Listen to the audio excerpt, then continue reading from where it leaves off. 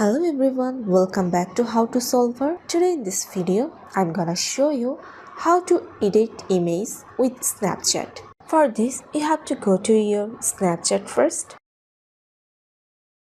Then click on Stories. Then click on My Story. And choose your picture.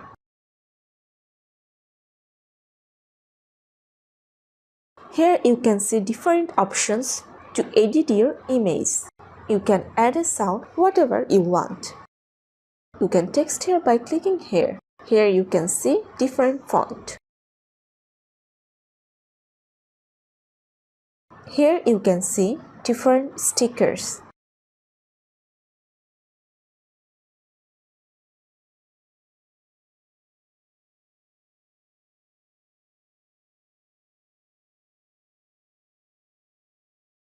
You can use emojis or color.